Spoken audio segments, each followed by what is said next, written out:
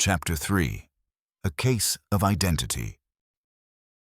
"My dear fellow," said Sherlock Holmes as we sat on either side of the fire in his lodgings at Baker Street, "life is infinitely stranger than anything which the mind of man could invent. We would not dare to conceive the things which are really mere commonplaces of existence.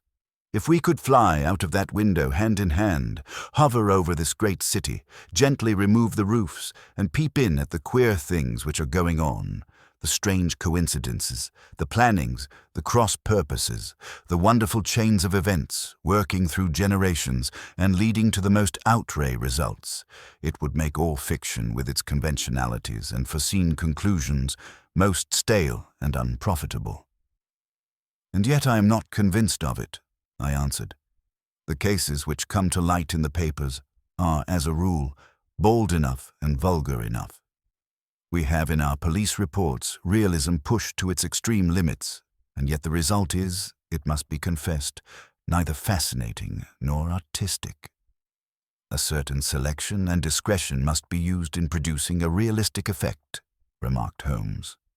"This is wanting in the police report, where more stress is laid, perhaps, upon the platitudes of the magistrate than upon the details, which to an observer contain the vital essence of the whole matter. Depend upon it, there is nothing so unnatural as the commonplace."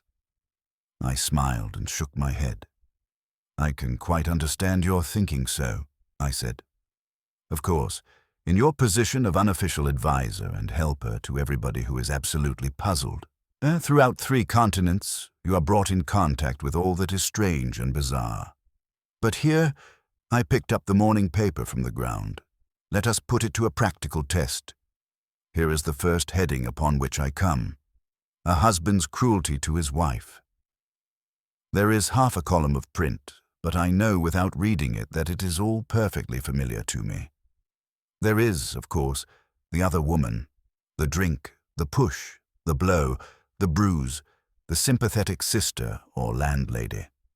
The crudest of writers could invent nothing more crude.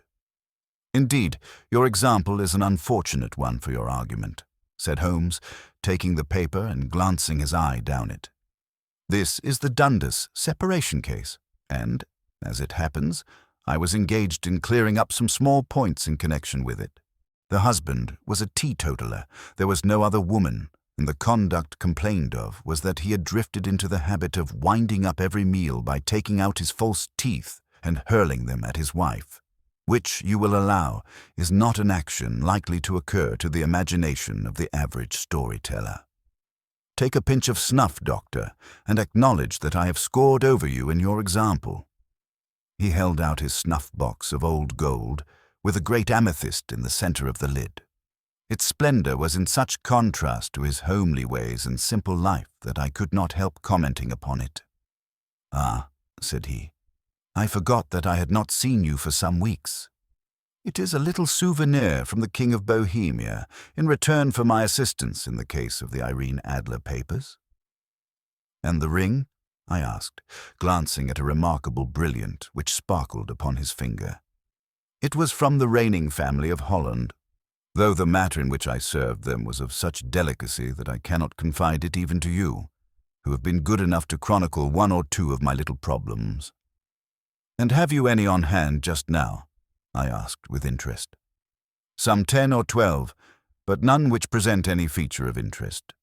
They are important, you understand, without being interesting. Indeed, I have found that it is usually in unimportant matters that there is a field for the observation and for the quick analysis of cause and effect which gives the charm to an investigation. The larger crimes are apt to be the simpler, for the bigger the crime the more obvious, as a rule, is the motive. In these cases, save for one rather intricate matter which has been referred to me from Marseille, there is nothing which presents any features of interest.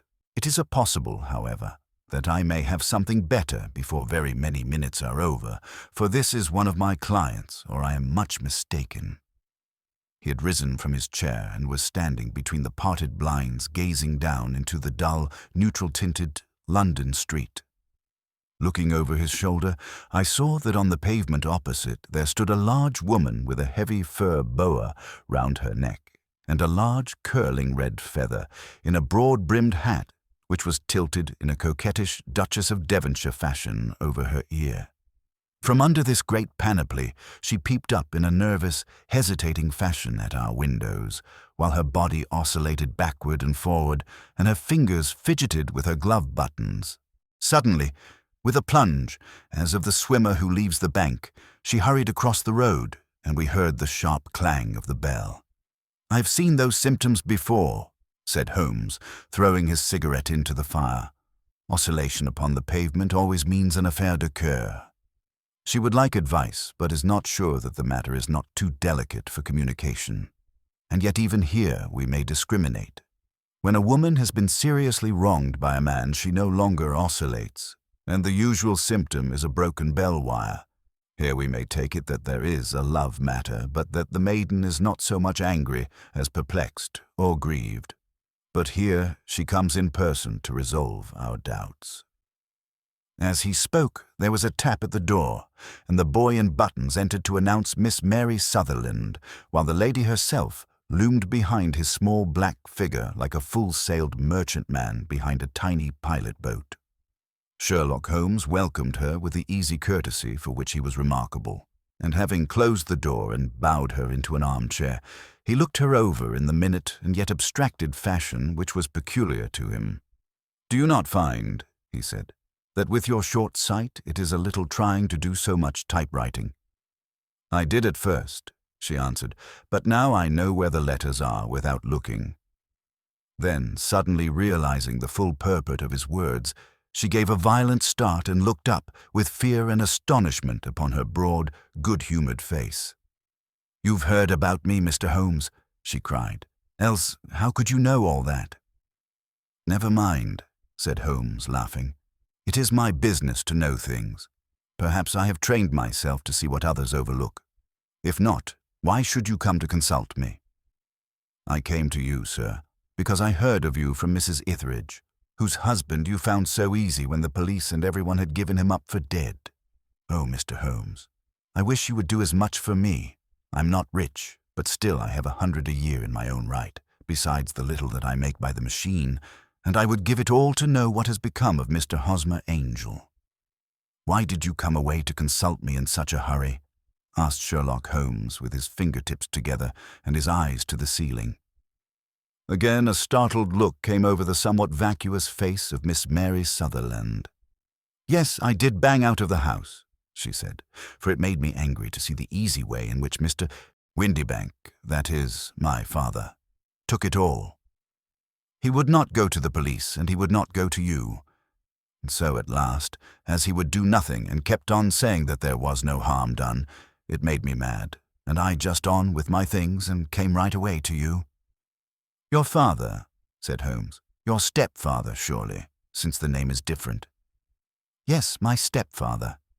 I call him father, though it sounds funny too, for he is only 5 years and 2 months older than myself." "And your mother is alive?" "Oh, yes, mother is alive and well. I wasn't best pleased, Mr. Holmes, when she married again so soon after father's death, and a man who was nearly 15 years younger than herself. Father was a plumber in the Tottenham Court Road, and he left a tidy business behind him, which mother carried on with Mr. Hardy, the foreman. But when Mr. Windibank came, he made her sell the business, for he was very superior, being a traveller in wines. They got $4,700 for the goodwill and interest, which wasn't near as much as father could have got if he had been alive."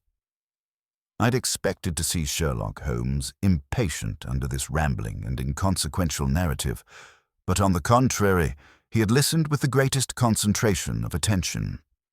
"Your own little income?" he asked. "Does it come out of the business?" "Oh, no, sir. It is quite separate, and was left me by my Uncle Ned in Auckland. It is in New Zealand stock, paying 4.12%. £2,500 was the amount, but I can only touch the interest." "You interest me extremely," said Holmes. "And since you draw so large a sum as 100 a year, with what you earn into the bargain, you no doubt travel a little and indulge yourself in every way. I believe that a single lady can get on very nicely upon an income of about $60. I could do with much less than that, Mr. Holmes, but you understand that as long as I live at home, I don't wish to be a burden to them, and so they have the use of the money just while I'm staying with them. Of course, that is only just for the time. Mr. Windybank draws my interest every quarter and pays it over to Mother, and I find that I can do pretty well with what I earn at typewriting. It brings me 2p a sheet, and I can often do from 15 to 20 sheets in a day. You have made your position very clear to me, said Holmes. This is my friend, Dr. Watson, before whom you can speak as freely as before myself. Kindly tell us now all about your connection with Mr. Hosmer Angel. A flush stole over Miss Sutherland's face, and she picked nervously at the fringe of her jacket. I met him first at the gas-fitters' ball, she said. They used to send Father tickets when he was alive, and then afterwards they remembered us and sent them to Mother. Mr. Windybank did not wish us to go. He never did wish us to go anywhere. He would get quite mad if I wanted so much as to join a Sunday school treat. But this time I was set on going, and I would go. For what right had he to prevent? He said the folk were not fit for us to know when all Father's friends were to be there. And he said that I had nothing fit to wear when I had my purple plush that I had never so much as taken out of the drawer. At last, when nothing else would do, he went off to France upon the business of the firm, but we went, Mother and I, with Mr. Hardy, who used to be our foreman, and it was there I met Mr. Hosmer Angel. I suppose, said Holmes, that when Mr. Windybank came back from France, he was very annoyed at your having gone to the ball. Oh, well, he was very good about it. He laughed, I remember, and shrugged his shoulders, and said there was no use denying anything to a woman, for she would have her way. I see. Then at the gas-fitters' ball you met, as I understand, a gentleman called Mr. Hosmer Angel. Yes, sir. I met him that night, and he called next day to ask if we had got home all safe, and after that we met him. That is to say, Mr. Holmes, I met him twice for walks, but after that Father came back again, and Mr. Hosmer Angel could not come to the house any more. No. Well, you know Father didn't like anything of the sort. He wouldn't have any visitors if he could help it, and he used to say that a woman should be happy in her own family circle. But then, as I used to say to Mother, a woman wants her own circle to begin with, and I had not got mine yet. But how about Mr. Hosmer Angel?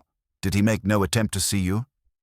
Well, Father was going off to France again in a week, and Hosmer wrote and said that it would be safer and better not to see each other until he had gone. We could write in the meantime, and he used to write every day. I took the letters in the morning, so there was no need for Father to know. Were you engaged to the gentleman at this time? Oh, yes, Mr. Holmes. We were engaged after the first walk that we took. Hosmer, Mr. Angel, was a cashier in an office in Leadenhall Street, and— What office? That's the worst of it, Mr. Holmes, I don't know. Where did he live then? He slept on the premises. And you don't know his address? No, except that it was Leadenhall Street. Where did you address your letters then? To the Leadenhall Street post office, to be left till called for. He said that if they were sent to the office, he would be chaffed by all the other clerks about having letters from a lady, so I offered to typewrite them like he did his, but he wouldn't have that, for he said that when I wrote them they seemed to come from me, but when they were typewritten, he always felt that the machine had come between us. That will just show you how fond he was of me, Mr. Holmes, and the little things that he would think of. It was most suggestive, said Holmes. It has long been an axiom of mine that the little things are infinitely the most important. Can you remember any other little things about Mr. Hosmer Angel? He was a very shy man, Mr. Holmes. He would rather walk with me in the evening than in the daylight, for he said that he hated to be conspicuous. Very retiring and gentlemanly he was. Even his voice was gentle. He'd had the quinsy and swollen glands when he was young, he told me, and it had left him with a weak throat and a hesitating, whispering fashion of speech. He was always well dressed, very neat and plain, but his eyes were weak, just as mine are, and he wore tinted glasses against the glare. Well, and what happened when Mr. Windybank, your stepfather, returned to France? Mr. Hosmer Angel came to the house again and proposed that we should marry, before Father came back. He was in dreadful earnest, and made me swear, with my hands on the testament, that whatever happened, I would always be true to him. Mother said he was quite right to make me swear, and that it was a sign of his passion. Mother was all in his favor from the first, and was even fonder of him than I was. Then, when they talked of marrying within the week, I began to ask about father, but they both said never to mind about father, but just to tell him afterwards, and Mother said she would make it all right with him. I didn't quite like that, Mr. Holmes. It seemed funny that I should ask his leave, as he was only a few years older than me. But I didn't want to do anything on the sly, so I wrote to father at Bordeaux, where the company has its French offices, but the letter came back to me on the very morning of the wedding. It missed him then. Yes, sir, for he had started to England just before it arrived. Ah, that was unfortunate. Your wedding was arranged, then, for the Friday. Was it to be in church? Yes, sir, but very quietly. It was to be at St. Saviour's near King's Cross, and we were to have breakfast afterwards at the St. Pancras Hotel. Hosmer came for us in a hansom, but as there were two of us, he put us both into it, and stepped himself into a four-wheeler, which happened to be the only other cab in the street. We got to the church first, and when the four-wheeler drove up, we waited for him to step out, but he never did, and when the cabman got down from the box and looked, there was no one there. The cabman said that he could not imagine what had become of him, for he had seen him get in with his own eyes. That was last Friday, Mr. Holmes, and I have never seen or heard anything since then to throw any light upon what became of him. It seems to me that you have been very shamefully treated, said Holmes. Oh, no, sir. He was too good and kind to leave me so. Why, all the morning he was saying to me that, whatever happened, I was to be true, and that even if something quite unforeseen occurred to separate us, I was always to remember that I was pledged to him, and that he would claim his pledge sooner or later. It seems strange talk for a wedding morning, but what has happened since gives a meaning to it. Most certainly it does. Your own opinion is, then, that some unforeseen catastrophe has occurred to him? Yes, sir. I believe that he foresaw some danger, or else he would not have talked so. And then I think that what he foresaw happened. But you have no notion as to what it could have been? None? One more question. How did your mother take the matter? She was angry, and said that I was never to speak of the matter again. And your father, did you tell him? Yes, and he seemed to think with me that something had happened, and that I should hear of Hosmer again.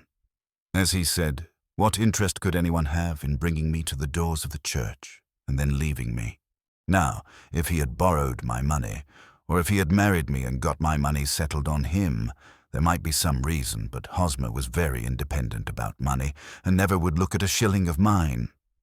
And yet, what could have happened, and why could he not write? Oh, it drives me half mad to think of it, and I can't sleep a wink at night. She pulled a little handkerchief out of her muff, and began to sob heavily into it. I shall glance into the case for you, said Holmes, rising, and I have no doubt that we shall reach some definite result. Let the weight of the matter rest upon me now, and do not let your mind dwell upon it further. Above all, try to let Mr. Hosmer Angel vanish from your memory, as he has done from your life. Then you don't think I'll see him again? I fear not. Then what has happened to him? You will leave that question in my hands. I should like an accurate description of him and any letters of his which you can spare. I advertised for him in last Saturday's Chronicle, said she. Here is the slip, and here are 4 letters from him. Thank you. And your address? No, 31 Lion Place, Camberwell. Mr. Angel's address you never had, I understand. Where is your father's place of business? He travels for Westhouse and Marbank, the great claret importers of Fenchurch Street. Thank you. You have made your statement very clearly. You will leave the papers here, and remember the advice which I have given you. Let the whole incident be a sealed book, and do not allow it to affect your life. You are very kind, Mr. Holmes, but I cannot do that. I shall be true to Hosmer. He shall find me ready when he comes back. For all the preposterous hat and the vacuous face, there was something noble in the simple faith of our visitor which compelled our respect. She laid her little bundle of papers upon the table and went her way, with a promise to come again whenever she might be summoned. Sherlock Holmes sat silent for a few minutes with his fingertips still pressed together, his legs stretched out in front of him, and his gaze directed upward to the ceiling. Then he took down from the rack the old and oily clay pipe, which was to him as a counsellor, and, having lit it, he leaned back in his chair, with the thick blue cloud wreaths spinning up from him, and a look of infinite languor in his face. "Quite an interesting study, that maiden," he observed. "I found her more interesting than her little problem, which, by the way, is rather a trite one. You will find parallel cases, if you consult my index, in Andover in '77, and there was something of the sort at The Hague last year. Old as is the idea, however, there were one or two details which were new to me. But the maiden herself was most instructive." "You appeared to read a good deal upon her, which was quite invisible to me," I remarked. "Not invisible, but unnoticed, Watson. You did not know where to look, and so you missed all that was important. I can never bring you to realize the importance of sleeves, the suggestiveness of thumbnails, or the great issues that may hang from a bootlace. Now, what did you gather from that woman's appearance? Describe it." "Well, she had a slate-colored, broad-brimmed straw hat, with a feather of a brickish red. Her jacket was black, with black beads sewn upon it, and a fringe of little black jet ornaments. Her dress was brown, rather darker than coffee color, with a little purple plush at the neck and sleeves. Her gloves were grayish and were worn through at the right forefinger. Her boots I didn't observe. She had small, round, hanging gold earrings and a general air of being fairly well-to-do in a vulgar, comfortable, easy-going way." Sherlock Holmes clapped his hands softly together and chuckled. "'Pon my word, Watson, you are coming along wonderfully. You have really done very well indeed. It is true that you have missed everything of importance, but you have hit upon the method, and you have a quick eye for color. Never trust to general impressions, my boy, but concentrate yourself upon details. My first glance is always at a woman's sleeve. In a man, it is perhaps better first to take the knee of the trouser. As you observe, this woman had plush upon her sleeves, which is a most useful material for showing traces. The double line a little above the wrist, where the typewritist presses against the table, was beautifully defined. The sewing machine of the hand type leaves a similar mark, but only on the left arm, and on the side of it farthest from the thumb, instead of being right across the broadest part, as this was. I then glanced at her face, and, observing the dint of a pince-nez at either side of her nose, I ventured a remark upon short sight and typewriting, which seemed to surprise her. It surprised me, but surely it was obvious. I was then much surprised and interested on glancing down to observe that, though the boots which she was wearing were not unlike each other, they were really odd ones, the one having a slightly decorated toe cap, and the other a plain one. One was buttoned only in the 2 lower buttons out of 5, and the other at the 1st, 3rd, and 5th. Now, when you see that a young lady, otherwise neatly dressed, has come away from home with odd boots, half-buttoned, it is no great deduction to say that she came away in a hurry. "And what else?" I asked, keenly interested, as I always was, by my friend's incisive reasoning. I noted, in passing, that she had written a note before leaving home, but after being fully dressed. You observed that her right glove was torn at the forefinger, but you did not apparently see that both glove and finger were stained with violet ink. She had written in a hurry and dipped her pen too deep. It must have been this morning, or the mark would not remain clear upon the finger. All this is amusing, though rather elementary, but I must go back to business, Watson. Would you mind reading me the advertised description of Mr. Hosmer Angel?" I held the little printed slip to the light. "Missing," it said, "on the morning of the 14th, a gentleman named Hosmer Angel, about 5 ft. 7 in height. Strongly built, sallow complexion, black hair, a little bald in the center, bushy black side whiskers and mustache. Tinted glasses, slight infirmity of speech. Was dressed, when last seen, in black frock coat faced with silk, black waistcoat, gold Albert chain, and grey Harris tweed trousers with brown gaiters over elastic-sided boots, known to have been employed in an office in Leadenhall Street. Anybody bringing? Thanks, Sir Arthur. That will do, said Holmes.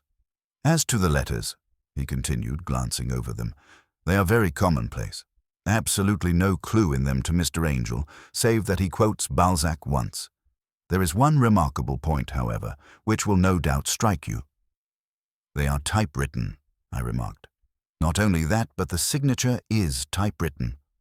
Look at the neat little Hosmer Angel at the bottom. There is a date, you see, but no superscription except Leadenhall Street, which is rather vague.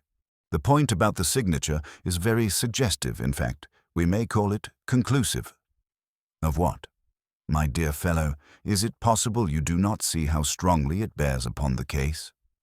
I cannot say that I do, unless it were that he wished to be able to deny his signature if an action for breach of promise were instituted. No, that was not the point. However, I shall write 2 letters which should settle the matter. One is to a firm in the city.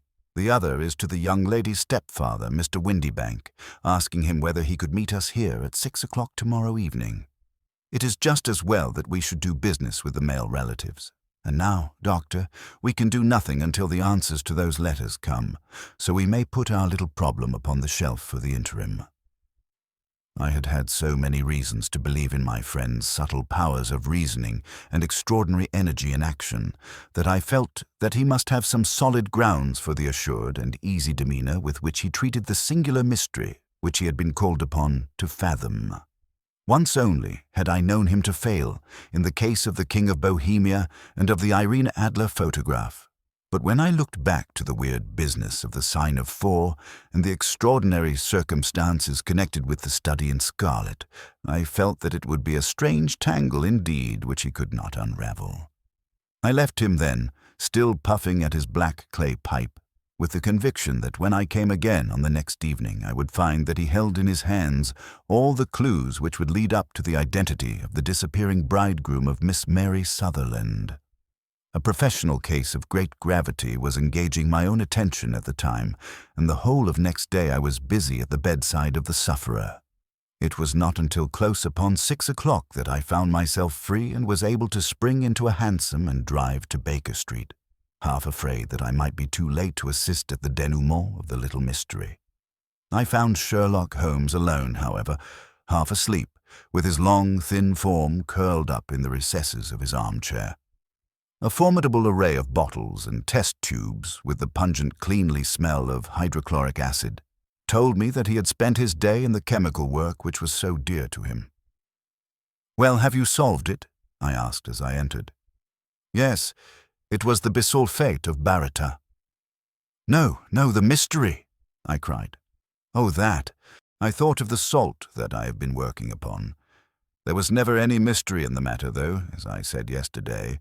Some of the details are of interest. The only drawback is that there is no law, I fear, that can touch the scoundrel. Who was he then, and what was his object in deserting Miss Sutherland?" The question was hardly out of my mouth, and Holmes had not yet opened his lips to reply when we heard a heavy footfall in the passage and a tap at the door. "This is the girl's stepfather, Mr. James Windybank," said Holmes. "He has written to me to say that he would be here at 6. Come in." The man who entered was a sturdy, middle-sized fellow, some 30 years of age, clean-shaven and sallow-skinned, with a bland, insinuating manner and a pair of wonderfully sharp and penetrating grey eyes. He shot a questioning glance at each of us, placed his shiny top hat upon the sideboard, and with a slight bow sidled down into the nearest chair. "Good evening, Mr. James Windybank," said Holmes. "I think that this typewritten letter is from you, in which you made an appointment with me for 6 o'clock. "Yes, sir. I'm afraid that I'm a little late, but I am not quite my own master, you know. I'm sorry that Miss Sutherland has troubled you about this little matter, for I think it is far better not to wash linen of the sort in public. It was quite against my wishes that she came, but she is a very excitable, impulsive girl, as you may have noticed, and she is not easily controlled when she has made up her mind on a point. Of course, I did not mind you so much as you are not connected with the official police. But it is not pleasant to have a family misfortune like this noised abroad. Besides, it is a useless expense, for how could you possibly find this Hosmer angel?" "On the contrary," said Holmes quietly, "I have every reason to believe that I will succeed in discovering Mr. Hosmer Angel." Mr. Windybank gave a violent start and dropped his gloves. "I am delighted to hear it," he said. "It is a curious thing," remarked Holmes, "that a typewriter has really quite as much individuality as a man's handwriting. Unless they are quite new, no two of them write exactly alike. Some letters get more worn than others, and some wear only on one side. Now, you remark in this note of yours, Mr. Windybank, that in every case there is some little slurring over of the E and a slight defect in the tail of the R. There are 14 other characteristics, but those are the more obvious. We do all our correspondence with this machine at the office, and no doubt it is a little worn," our visitor answered, glancing keenly at Holmes with his bright little eyes. "And now I will show you what is really a very interesting study, Mr. Windybank," Holmes continued. "I think of writing another little monograph some of these days on the typewriter and its relation to crime. It is a subject to which I have devoted some little attention. I have here 4 letters which purport to come from the missing man. They are all typewritten. In each case, not only are the E's slurred and the R's tailless, but you will observe, if you care to use my magnifying lens, that the 14 other characteristics to which I have alluded are there as well." Mr. Windybank sprang out of his chair and picked up his hat. "I cannot waste time over this sort of fantastic talk, Mr. Holmes," he said. "If you can catch the man, catch him, and let me know when you have done it." "Certainly," said Holmes, stepping over and turning the key in the door. "I let you know, then, that I have caught him." "What? Where?" shouted Mr. Windybank, turning white to his lips and glancing about him like a rat in a trap. "Oh, it won't do, really it won't," said Holmes suavely. "There is no possible getting out of it, Mr. Windybank. It is quite too transparent, and it was a very bad compliment when you said that it was impossible for me to solve so simple a question." "That's right. Sit down and let us talk it over." Our visitor collapsed into a chair, with a ghastly face and a glitter of moisture on his brow. It's not actionable," he stammered. "I'm very much afraid that it is not. But between ourselves, Windybank, it was as cruel and selfish and heartless a trick in a petty way as ever came before me. Now, let me just run over the course of events, and you will contradict me if I go wrong." The man sat huddled up in his chair, with his head sunk upon his breast, like one who is utterly crushed. Holmes stuck his feet up on the corner of the mantelpiece and, leaning back with his hands in his pockets, began talking rather to himself, as it seemed, than to us. "The man married a woman very much older than himself for her money," said he, "and he enjoyed the use of the money of the daughter as long as she lived with them. It was a considerable sum for people in their position, and the loss of it would have made a serious difference. It was worth an effort to preserve it. The daughter was of a good, amiable disposition, but affectionate and warm-hearted in her ways, so that it was evident that with her fair personal advantages and her little income, she would not be allowed to remain single long. Now, her marriage would mean, of course, the loss of 100 a year, so what does her stepfather do to prevent it? He takes the obvious course of keeping her at home and forbidding her to seek the company of people of her own age. But soon he found that that would not answer forever. She became restive, insisted upon her rights, and finally announced her positive intention of going to a certain ball. What does her clever stepfather do then? He conceives an idea more creditable to his head than to his heart. With the connivance and assistance of his wife, he disguised himself, covered those keen eyes with tinted glasses, masked the face with a moustache and a pair of bushy whiskers, sunk that clear voice into an insinuating whisper, and doubly secure on account of the girl's short sight. He appears as Mr. Hosmer Angel, and keeps off other lovers by making love himself. "It was only a joke at first," groaned our visitor. "We never thought that she would have been so carried away." "Very likely not. However that may be, the young lady was very decidedly carried away, and having quite made up her mind that her stepfather was in France, the suspicion of treachery never for an instant entered her mind. She was flattered by the gentleman's attentions, and the effect was increased by the loudly expressed admiration of her mother. Then Mr. Angel began to call, for it was obvious that the matter should be pushed as far as it would go if a real effect were to be produced. There were meetings and an engagement, which would finally secure the girl's affections from turning towards anyone else. But the deception could not be kept up forever. These pretended journeys to France were rather cumbrous.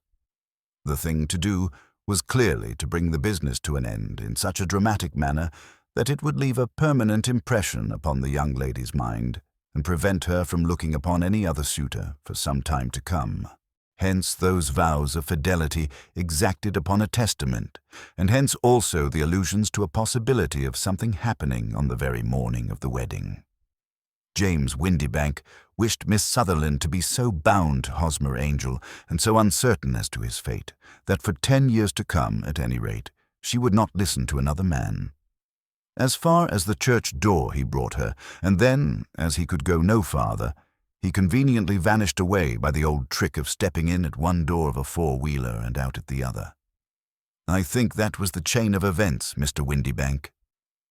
Our visitor had recovered something of his assurance while Holmes had been talking, and he rose from his chair now with a cold sneer upon his pale face. "It may be so, or it may not, Mr. Holmes," said he, "but if you are so very sharp, you ought to be sharp enough to know that it is you who are breaking the law now, and not me. I've done nothing actionable from the first, but as long as you keep that door locked, you lay yourself open to an action for assault and illegal constraint. The law cannot, as you say, touch you," said Holmes, unlocking and throwing open the door, "yet there never was a man who deserved punishment more. If the young lady has a brother or a friend, he ought to lay a whip across your shoulders. By Jove," he continued, flushing up at the sight of the bitter sneer upon the man's face, "it is not part of my duties to my client, but here's a hunting crop handy, and I think I shall just treat myself to—" He took 2 swift steps to the whip, but before he could grasp it there was a wild clatter of steps upon the stairs, the heavy hall door banged, and from the window we could see Mr. James Windybank running at the top of his speed down the road. "There's a cold-blooded scoundrel," said Holmes, laughing as he threw himself down into his chair once more. "That fellow will rise from crime to crime until he does something very bad and ends on a gallows. The case has, in some respects, been not entirely devoid of interest." "I cannot now entirely see all the steps of your reasoning," I remarked. "Well, of course, it was obvious from the first that this Mr. Hosmer Angel must have some strong object for his curious conduct, and it was equally clear that the only man who really profited by the incident, as far as we could see, was the stepfather. Then the fact that the 2 men were never together, but that the one always appeared when the other was away, was suggestive. So were the tinted spectacles and the curious voice, which both hinted at a disguise, as did the bushy whiskers. My suspicions were all confirmed by his peculiar action in typewriting his signature, which, of course, inferred that his handwriting was so familiar to her that she would recognize even the smallest sample of it. You see, all these isolated facts, together with many minor ones, all pointed in the same direction. And how did you verify them? Having once spotted my man, it was easy to get corroboration. I knew the firm for which this man worked, having taken the printed description. I eliminated everything from it which could be the result of a disguise, the whiskers, the glasses, the voice, and I sent it to the firm with a request that they would inform me whether it answered to the description of any of their travellers. I had already noticed the peculiarities of the typewriter, and I wrote to the man himself at his business address, asking him if he would come here. As I expected, his reply was typewritten and revealed the same trivial but characteristic defects. The same post brought me a letter from Westhouse and Marbank of Fenchurch Street to say that the description tallied in every respect with that of their employé, James Windybank. Voilà tout. And Miss Sutherland? If I tell her, she will not believe me. You may remember the old Persian saying, There is danger for him who taketh the tiger cub, and danger also for whoso snatches a delusion from a woman. There is as much sense in Hafiz as in Horace, and as much knowledge of the world.